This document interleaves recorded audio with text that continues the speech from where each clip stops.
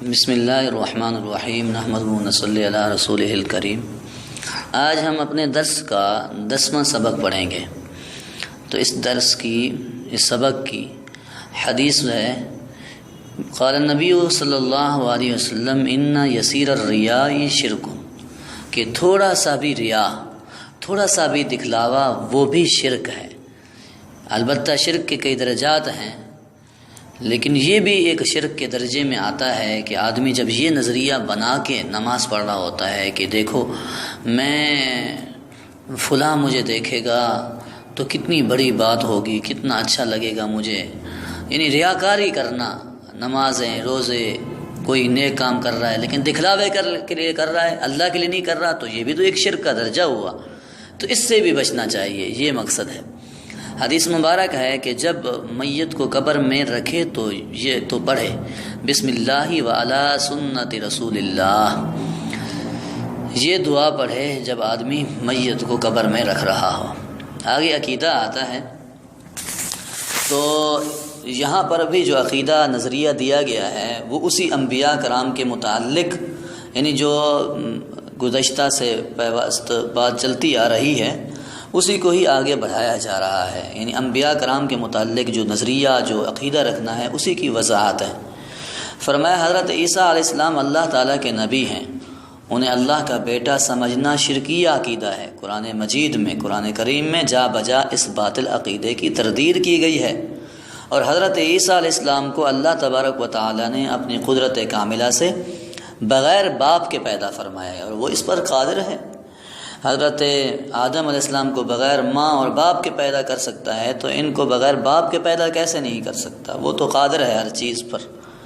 انہیں سولی پر نہیں چڑھایا گیا بلکہ زندہ ہی آسمانوں پر اٹھا لیا گیا تھا، اور قیامت کے قریب وہ آسمان سے زمین پر نازل ہوں گے، 40 یا 45 برس زمین پر رہیں گے، پھر ان کا انتقال ہوگا اور حضور اکرم صلی اللہ علیہ وسلم کے روضہ مبارک میں دفن ہوں گے۔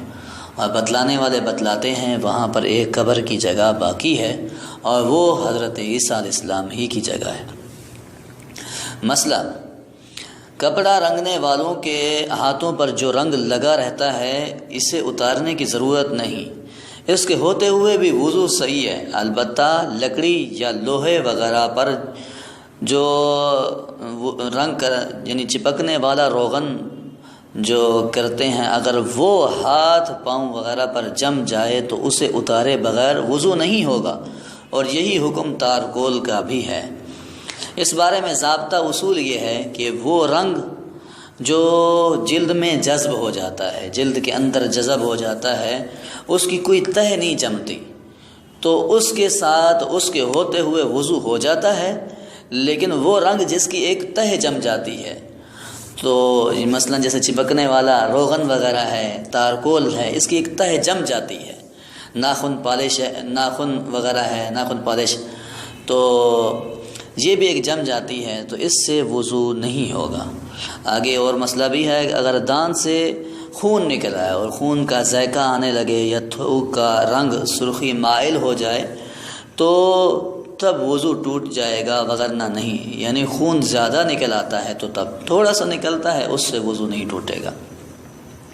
من گھڑت بات، بعض علاقوں میں دلہن کو رخصت کرتے وقت قرآن مجید کے نیچے سے گزارا جاتا ہے، اس خیال سے کہ دلہن ہر قسم کی بلاؤں سے محفوظ ہو جاتی ہے اور قرآن مجید کے سائے میں آ جاتی ہے، حالانکہ یہ بھی جاہلوں کی من گھڑت سوچ ہے۔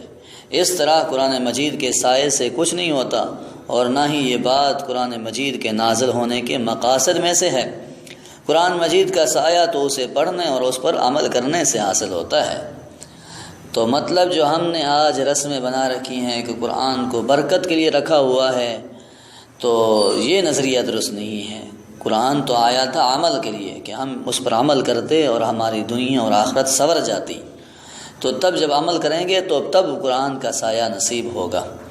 اللہ رب العزت ہمیں قرآن کی صحیح حقیقت سمجھنے کی توفیق عطا فرمائے۔